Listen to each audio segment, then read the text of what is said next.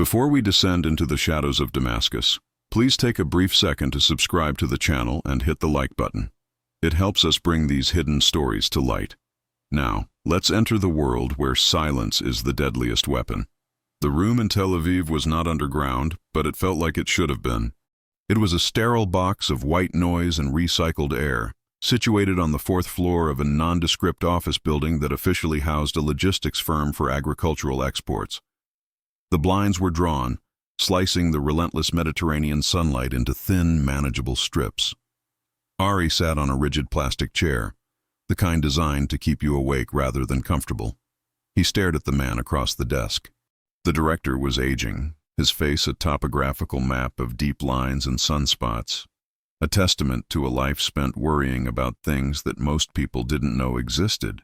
"You look tired, Ari," the director said, his voice dry like parchment. "I'm retired," Ari corrected, shifting his weight. "There is a difference. Tired goes away with sleep. Retired goes away only when you stop calling me." The director offered a thin, humorless smile. He slid a manila folder across the polished, synthetic wood of the desk. It was thin, too thin for a mission that required pulling a senior operative out of a vineyard in the Galilee. "We aren't calling you back for a field operation, Ari. We are calling you back for a ghost hunt." Ari didn't touch the folder. "I don't believe in ghosts. I believe in bad intelligence and loose ends." "This is both," the director admitted. "Open it." Ari flipped the cover. Inside, there was a single photograph, grainy and black and white, taken with a long-range lens. It showed a man in a chaotic street market. He was turned away from the camera, wearing a generic trench coat, a flat cap obscuring his hair. The only identifying feature was the way he held his left hand, tucked tight against his side, as if guarding a rib injury. "Who is he?" "We call him the architect, or in the corridors of the Kyria, the Ghost of Damascus. Real name, Dr. Faris al-Khatib." Ari frowned.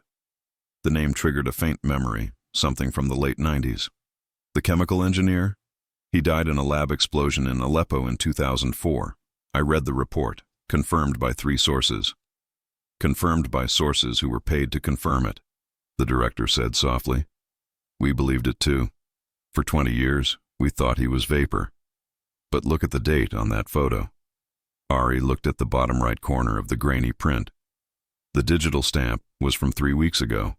"This was taken in the Souk al-Hamidiyya," the director continued. "Facial recognition is useless. The angle is bad. The resolution is terrible. But look at the ear, the specific curvature of the helix." Ari squinted. "You brought me here for an earlobe. I brought you here because you are the only one left who ever met him face to face. Vienna, 1998. The Energy Conference." Ari leaned back, the memories surfacing through the fog of years. He remembered a nervous man, brilliant but twitchy, smelling of stale tobacco and heavy cologne. A man who wanted to defect but got cold feet at the 11th hour and vanished back into Syria. "If he is alive," Ari said slowly, "why now? Why show himself after 20 years of being dead?" "Because he isn't showing himself," the director replied, leaning forward, his eyes hardening. "He is being moved. We have picked up chatter, low frequency, analog, courier pigeons, figuratively speaking. The Iranians are desperate for his expertise on a project we don't fully understand yet. Something related to solid-state propulsion. But the Syrians want to keep their prize. And us? We need to know if the ghost is real. If al-Khatib is alive, he possesses knowledge that shifts the balance of power in the region. If he is alive, he cannot be allowed to reach Tehran, and he cannot remain in Damascus." "You want an extraction?" Ari asked, skepticism heavy in his voice. "From Damascus? In the current climate? It's suicide." "No, I want verification. I want you to walk the trail. Find the invisible path he used to stay hidden for 2 decades. If you find him, you verify. If you verify, then we decide." Ari looked at the photo again. The Ghost of Damascus. A man who had survived the purge, the civil war, the bombings, the shifting regimes. He had done it by being invisible. "How do I get in?" Ari asked, resigned. "You don't," the director said. "You're already there. Or rather, Jean-Luc Vernet, a Swiss antique textile importer, is due to arrive in Beirut tomorrow and from there, take a private car across the border to inspect silk stocks. Ari stood up, taking the folder. I haven't spoken French in 5 years. Then you better practice on the plane. The trail is cold, Ari, but you're the best tracker we have. The road from Beirut to Damascus was a ribbon of gray asphalt winding through mountains that felt ancient and indifferent to the borders drawn by men. The air conditioning in the black Mercedes sedan was fighting a losing battle against the midday heat. Ari sat in the back, wearing a linen suit that cost more than his first car. He wore gold wire-rimmed glasses that did nothing for his vision but softened his sharp, predatory eyes, making him look like the academic businessman his passport claimed he was. The driver was a silent man named Walid, a local asset who knew better than to ask questions. Walid drove with a calm aggression, overtaking trucks laden with produce and water tanks, navigating the checkpoints with a practiced boredom. Ari watched the landscape shift. The lush cedars of Lebanon gave way to the arid golden slopes of the anti-Lebanon mountains. Every mile closer to the border increased the pressure in his chest. It wasn't fear. Fear was a sharp, jagged thing. This was tension, a heavy, dull weight. He ran through the legend of Jean-Luc Vernet in his mind. Born in Lyon, educated in Zurich, specializes in Umayyad-era textiles, a widower, boring, harmless, a man who looked at the ground, not at faces. They reached the border post. It was a chaotic choke point of idling engines, shouting guards, and the smell of diesel and dust. Passport, Walid said, extending his hand backward without looking. Ari handed over the maroon booklet. He watched as Walid stepped out, walking toward the guard booth with a pack of cigarettes and a folded stack of currency hidden in his palm. This was the real diplomacy of the region. Not treaties, but Marlboros and dollars. Ari observed the guards. They looked young, bored, and dangerous. One of them, a boy no older than 20 with a Kalashnikov slung lazily over his shoulder, stared at the Mercedes. Ari did not look away immediately. That would be suspicious. But he didn't hold the gaze too long. He offered a polite, confused nod, the gesture of a European out of his element. The guard lost interest and spat on the ground. Walid returned minutes later, the passport stamped. He slid into the driver's seat. "Welcome to Syria, Monsieur Vernet," Walid said. As they drove into the Syrian interior, the devastation became part of the scenery. It wasn't always obvious craters. Sometimes it was just the emptiness, houses with no windows, fields that had gone fallow. But as they approached Damascus, the city rose like a resilient beast. Traffic thickened, life, stubborn and loud, filled the streets. They entered the city proper as the sun began to dip, casting long, bruised shadows across the concrete. Damascus, the oldest continuously inhabited city in the world. It felt heavy with secrets. Walid dropped him off at a boutique hotel in the old city, a restored courtyard house with a fountain in the center and jasmine climbing the walls. It was an oasis of calm, completely at odds with the mission. "I will be at the cafe near the Blue Mosque tomorrow morning," Walid said quietly as he unloaded the luggage. "If you need to leave in a hurry, call the number I gave you. Ring once, hang up. Ring twice, hang up. I will be here in 4 minutes." "Merci, Walid," Ari said. Ari checked in, his French flawless, his demeanor fussy and tired. Once in his room, he did not unpack. He swept the room. He checked the smoke detector, the underside of the heavy wooden table, the back of the painting of the great mosque. Nothing, or at least nothing obvious. He went to the window. The lattice woodwork allowed him to see out without being seen. The alleyway below was narrow, cobbled. People walked by, women in hijabs carrying groceries, old men counting beads, teenagers glued to their phones. The director had said the trail was invisible. That meant no digital footprints. Dr. Al-Khatib hadn't been found because he didn't use the internet. He didn't use cell phones. He lived in the analog world of the 20th century, hiding in the blind spot of 21st century surveillance. To find him, Ari had to stop thinking like a spy with a satellite feed and start thinking like a detective in a noir novel. He had to talk to people, and that was the most dangerous thing of all. The Souk al-Hamidiyya was a sensory assault. a covered tunnel of stone and light, smelling of spices, grilled meat, cheap perfume, and history. The roof was punctured with hundreds of bullet holes from World War II, allowing beams of sunlight to pierce the gloom like laser grids. Harry walked with the slow, meandering gait of a tourist. He stopped to admire a display of inlaid wooden boxes. He touched a scarf. He checked his watch. He was looking for a shop called the Golden Thread. Intelligence had provided a lead. Not a location of the scientist, but a location of his habit. In the late 90s, Al-Khatib had a weakness for a specific type of pistachio sweet, found only in a specific district, and he was a collector of vintage fountain pens. It was thin, terribly thin, but the Mossad analysts had flagged a purchase record from a pen restorer in Damascus, a cash transaction for a nib repair on a rare 1950s Pelican. The customer hadn't left a name, but the description matched the ghost's profile. Older, educated, guarding his left side. Ari found the Golden Thread tucked away in a side alley, away from the main tourist drag. It wasn't a sweet shop. It was a dusty antique store that smelled of old paper and cedar. A bell chimed as he entered. The interior was cramped, piled high with rugs, brass lamps, and glass cabinets filled with watches and pens. An old man emerged from the back curtain. He wore a thick sweater despite the heat, and his eyes were magnified by thick spectacles.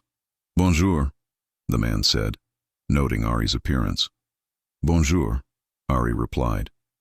"I was told you might have items of interest for a collector, specifically writing instruments." The old man's eyes narrowed slightly. "We have many things. What are you looking for?" "I collect German engineering," Ari said, leaning against the glass counter. "Pelican, Mont Blanc, pre-war if possible." The shopkeeper studied him. This was the dance. In Damascus, nothing was just a transaction. Everything was a conversation about who you were and what you wanted. "I have a few," the man grunted. He unlocked a cabinet and pulled out a velvet tray. There were 6 pens, polished and gleaming. Harry picked one up, examining the nib with a jeweler's loupe he produced from his pocket. "Beautiful work. Did you restore these?" "I do the work myself," the man said with pride. "I heard there was another collector in the city," Harry said casually, putting the pen down. "A man who appreciates the Pelican 400. I was hoping to meet him, perhaps trade." The atmosphere in the shop shifted instantly. The air grew colder. The shopkeeper began to put the tray back. "I do not know other collectors. I only sell." "He came in a few weeks ago," Harry pressed, his voice lowering. "He brought you a pen with a bent nib, a 1956 model, green barrel." The shopkeeper froze. He looked at the door, then back at Ari. "Who are you?" "A friend of his from Vienna." Ari lied smoothly. "I owe him money, a lot of money. I want to pay my debt before I leave the country." Greed and fear battled in the shopkeeper's eyes. In this economy, money was a powerful lubricant. But fear of the Mukhabarat, the secret police, was a powerful brake. "I don't know his name," the man whispered. "I don't need his name. I need to know where he goes." The shopkeeper hesitated. Ari placed a folded $100 bill on the counter. "For your time." The man covered the bill with his hand, making it disappear. "He does not come here often. He sends a boy, a runner." "A runner?" "A street kid, maybe 12 years old. Scars on his arm. He brings the items, pays in cash, takes them back. He never says where he goes." "When does the boy come?" "He came yesterday," the shopkeeper said. "He collected a repair. He won't be back for months." Ari felt a surge of frustration. The trail was dead already, but then the shopkeeper spoke again. "But the boy?" "He dropped something, a wrapper, from a bakery." "Which bakery?" "Not a bakery, a charity kitchen. The Bread of Life, in the Bab Tuma district. It feeds the refugees. If the boy eats there, he lives there." Harry nodded.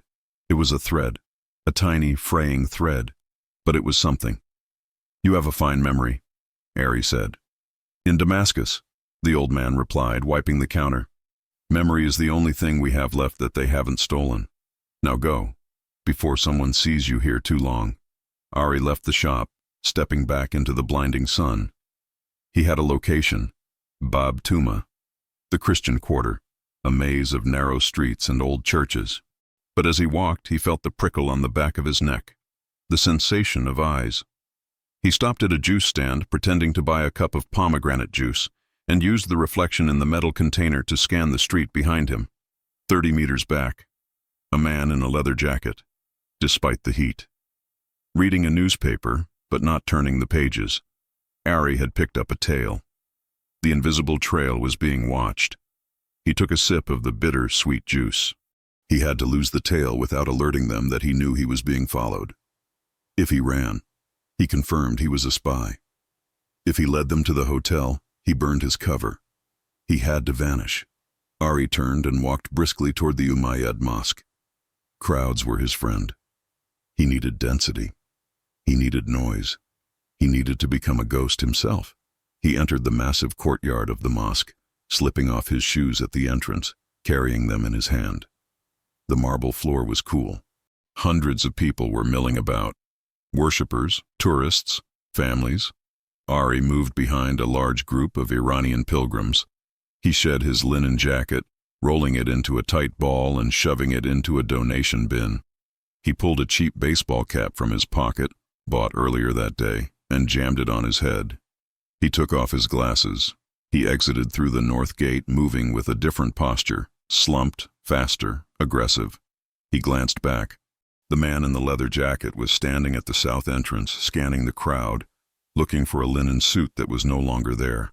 Ari merged into the flow of the market, heart hammering a steady rhythm against his ribs. He was clear. For now. But the fact that he was followed so quickly meant one of two things. Either his cover was blown the moment he crossed the border, or the shopkeeper was a double agent, or perhaps the Ghost of Damascus was protecting himself. Ari hailed a taxi. "Bab Tuma," he said. The driver nodded. "The Christian Quarter. Good food there." "Yes," Ari said, looking out the window at the passing gray buildings. "I'm looking for bread." Bab Tuma was different. The air here held a different weight, smelling less of spices and more of incense and damp stone. The ancient city's Christian quarter had survived the worst of the war, but it wore its scars openly. Sandbags still piled against church walls, bullet pockmarks on the icons of saints. Ari stepped out of the taxi 2 blocks away from the Bread of Life kitchen. He had discarded the baseball cap and cleaned his glasses, reverting to the persona of Jean-Luc Vernet, though he kept the linen jacket off, slung casually over his shoulder to blend better with the weary, overheating populace. The charity kitchen was housed in the basement of a nondescript stone building that might have been a school once. A line of people snaked out the door and around the block. They were the silent shadows of the city, widows, amputees, the elderly who had no family left to send them remittances from Germany or Sweden. Ari didn't join the line. He walked to the side entrance where a delivery van was unloading sacks of flour. He approached a woman with a clipboard who looked like she hadn't slept since 2011. "Excuse me," Ari said in French, betting on the colonial echoes of the neighborhood. "I'm looking for the administrator." The woman looked up, wiping sweat from her forehead.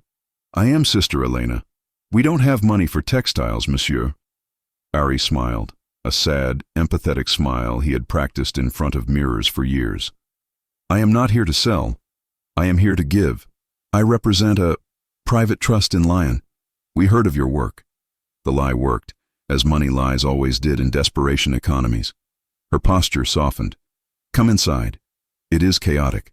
I apologize." Inside, the noise was deafening. Clattering pots, shouting volunteers, the shuffling of hundreds of feet.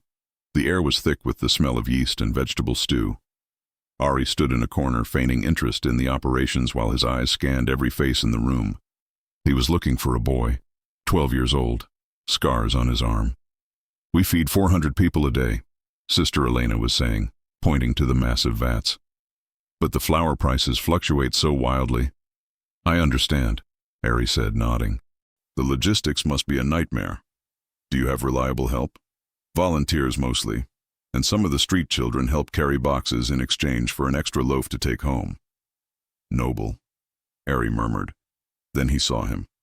The boy was small for his age, wiry and tense, moving with the jagged energy of a feral cat. He was hauling a crate of tomatoes toward the back prep area.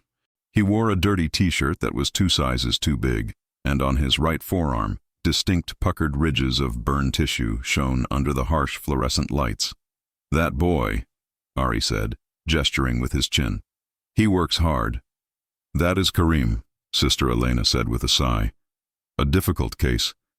He speaks to no one. He comes, he works, he takes 2 loaves of bread and a bag of scraps, and he vanishes. Where does he live?" "We don't ask," she replied. "In this city, if someone doesn't tell you where they sleep, it's because they don't want to be found, or they don't want you to see the hole they live in." Karim finished his task. He wiped his hands on his pants, grabbed a paper bag prepared for him, and tucked 2 flatbreads under his arm. He didn't say goodbye to anyone. He slipped out the back door like smoke. "I must discuss the donation amount with my partners," Ari said, turning to the nun. "I will return tomorrow with a check." "God bless you, monsieur."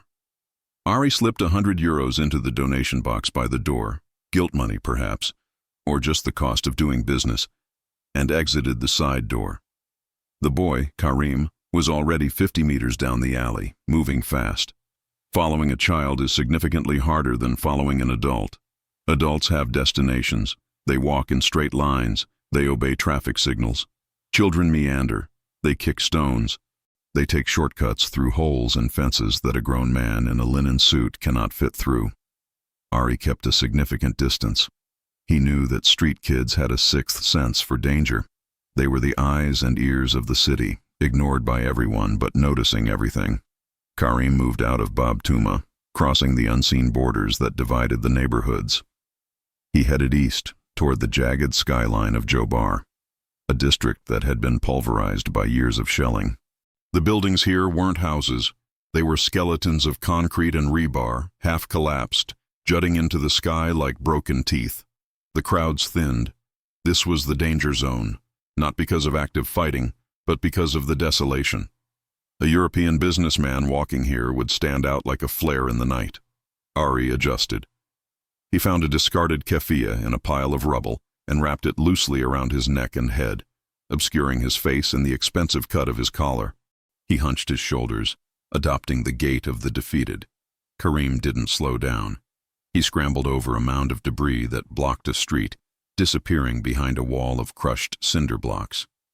Ari waited 10 seconds, then followed. He climbed the rubble, his Italian leather shoes scraping against the sharp stones. When he crested the mound, he saw the boy entering the ground floor of what used to be a government administrative building. The top 3 floors were pancaked, but the structure held.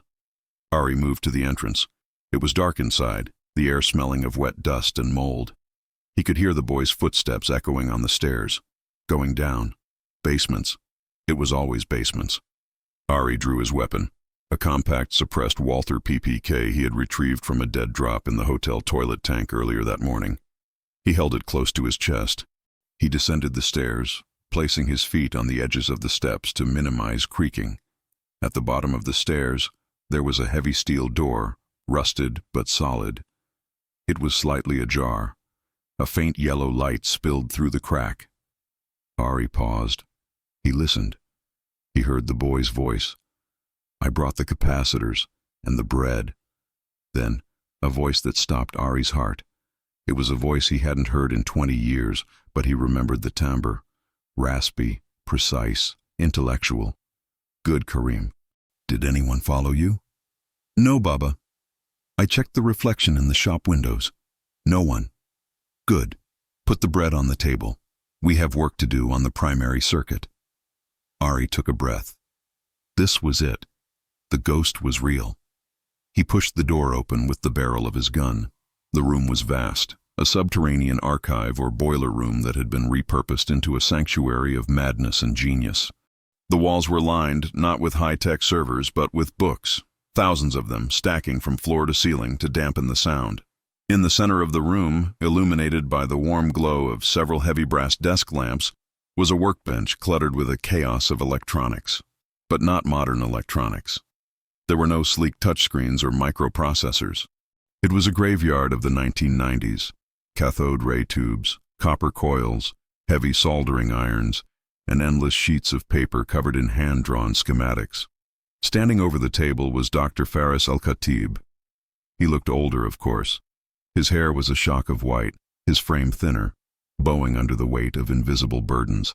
But the hands were steady as they manipulated a copper wire. The boy, Karim, saw Ari first.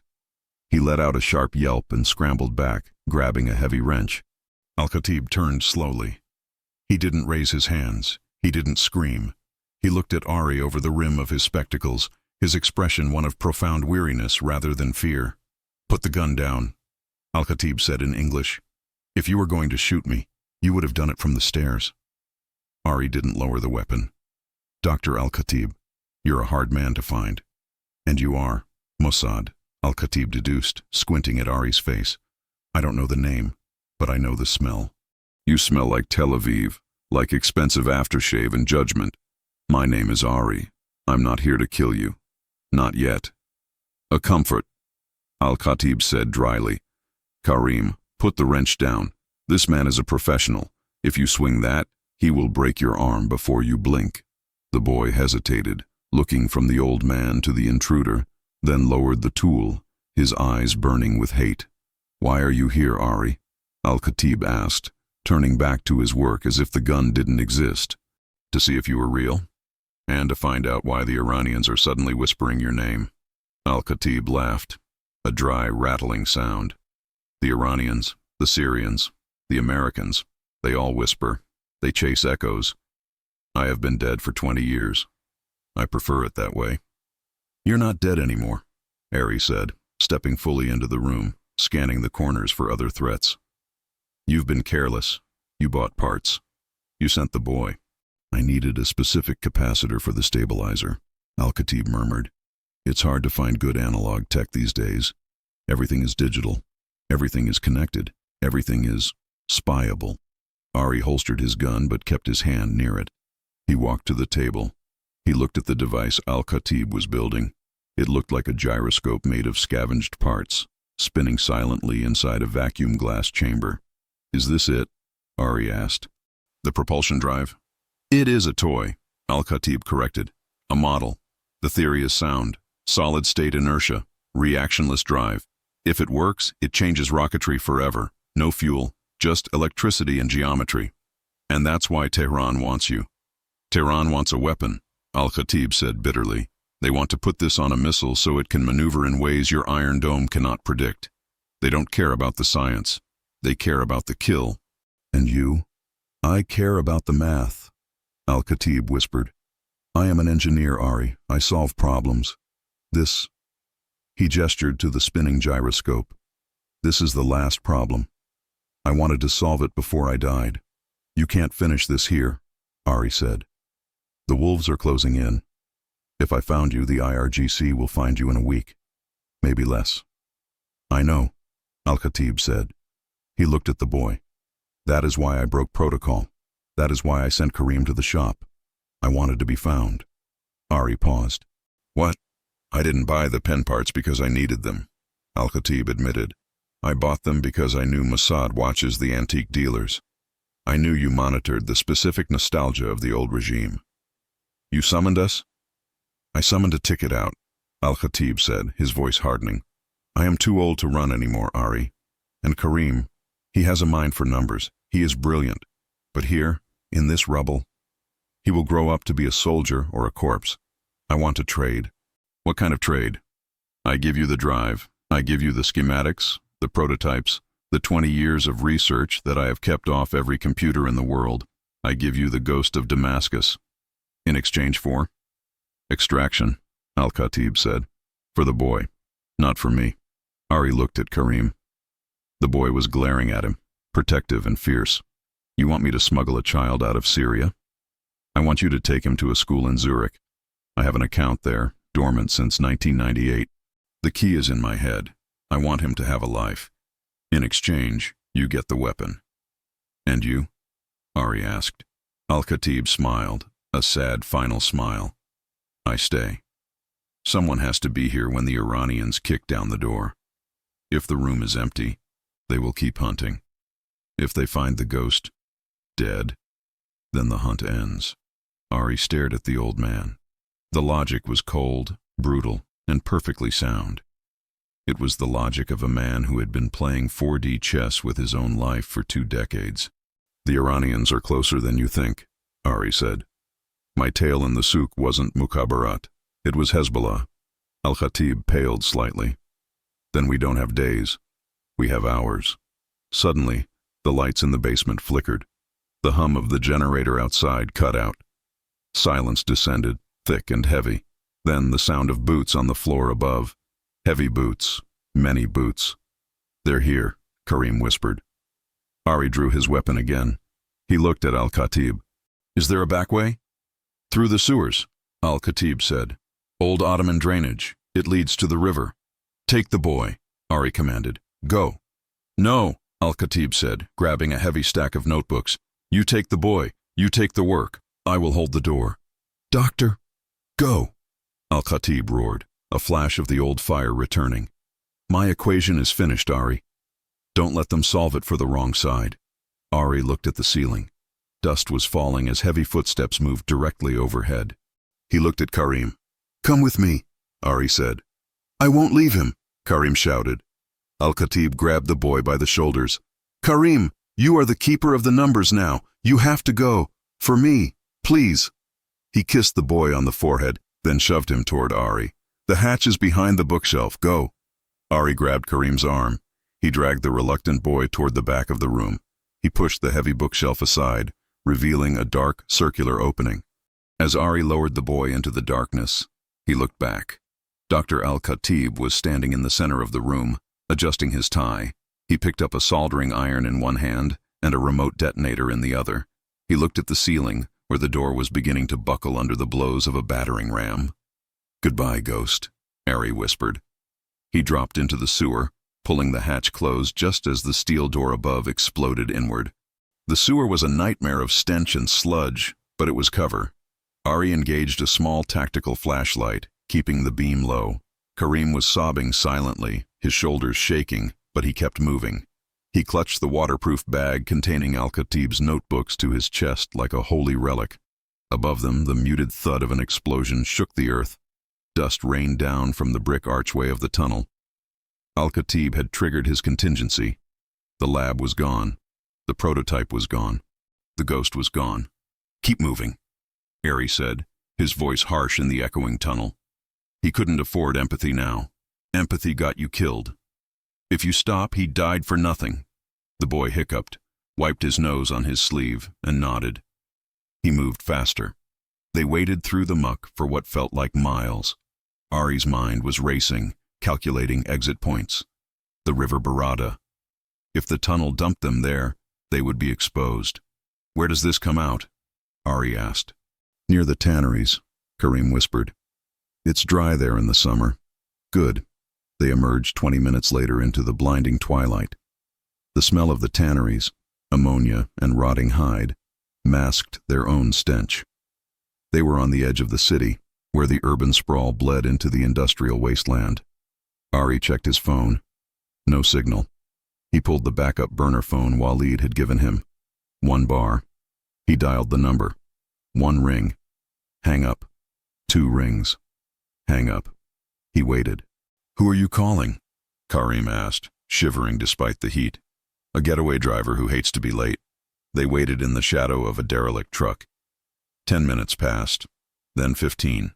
Ari checked his watch. Walid said 4 minutes. Something is wrong, Ari muttered. He scanned the horizon. A black car was approaching, but it wasn't Walid's Mercedes. It was an SUV, tinted windows, moving slow, prowling. We have to move, Ari said. To where? Beirut. That is across the mountains. Then we better start walking. Ari knew they couldn't cross the border legally. Not with an undocumented boy and a bag of stolen state secrets. The official crossings would be on high alert. The explosion in Jobar would have triggered a citywide lockdown. He needed a smuggler, but not the kind that moved antiques, the kind that moved people. Karim, Ari said, crouching down to eye level with the boy. Do you know the path the refugees take? The mountain tracks? Karim nodded. The goat paths. Near Zabadani. Can you find them in the dark? I have cat eyes, the boy said, a flash of pride cutting through his grief. Lead the way, Cat Eyes. We have a long night ahead.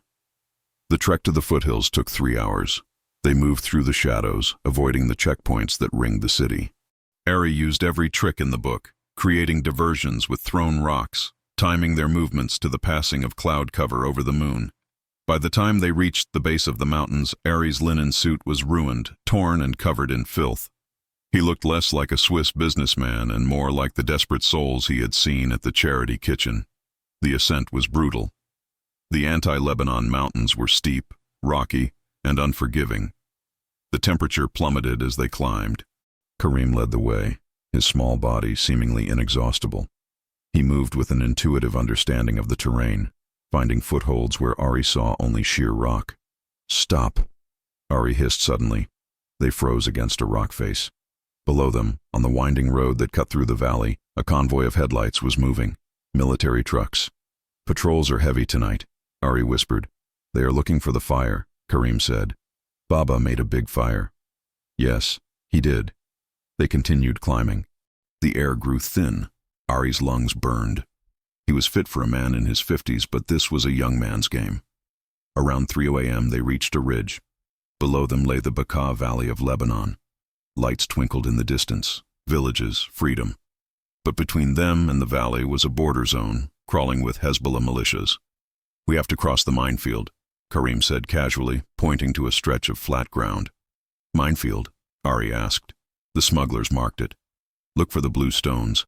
Ari squinted. In the moonlight, he could just barely make out small piles of stones painted blue, forming a jagged path through the brush. "You trust these stones?" "I trust nothing," Karim said, "but I saw a goat explode over there last year. The stones are better than the grass." They stepped onto the path. Ari walked behind the boy, stepping exactly where he stepped. It was a terrifying dance. 1 wrong inch meant death. Halfway across, a flare popped in the sky above them. Bright magnesium light flooded the mountainside. "Down!" Ari tackled the boy, driving them both into the dirt behind a low shrub. Machine gun fire erupted from a watchtower on the ridge above them.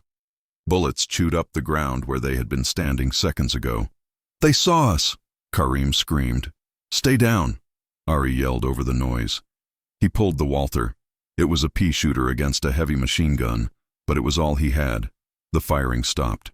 The soldiers were reloading or waiting for movement. "Listen to me," Ari said, gripping Karim's arm. "When I say run, you run for that cluster of trees. Do not stop. Do not look back." "What about you?" "I'm going to make a distraction." "No, you can't." "Karim, you have the notebooks. You are the mission now. I am just the delivery system." Ari checked the magazine. 4 rounds. "Go." Ari shoved the boy. Karim scrambled up and sprinted toward the trees. The machine gun opened up again, tracking the small figure. Ari stood up, exposing himself.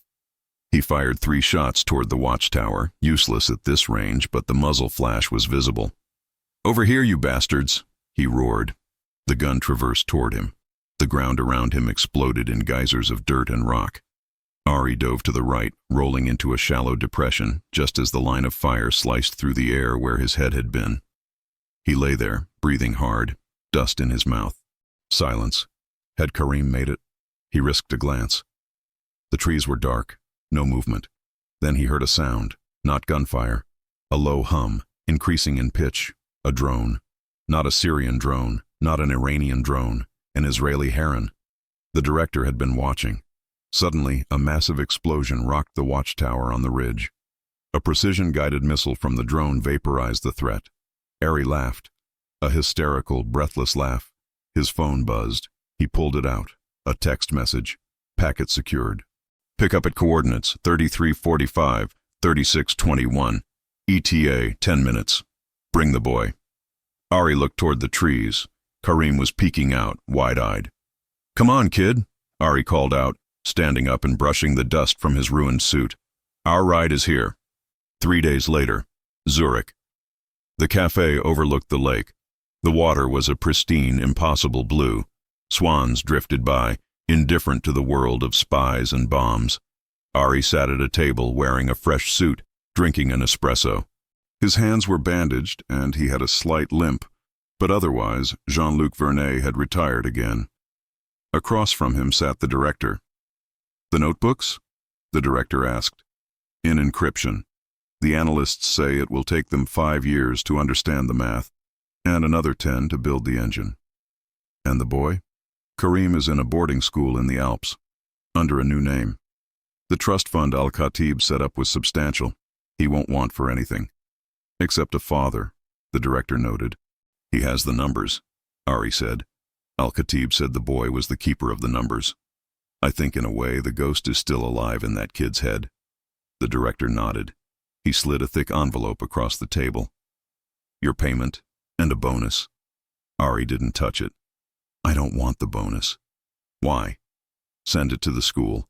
Buy the kid a computer, a good one. He's going to need it." Ari stood up.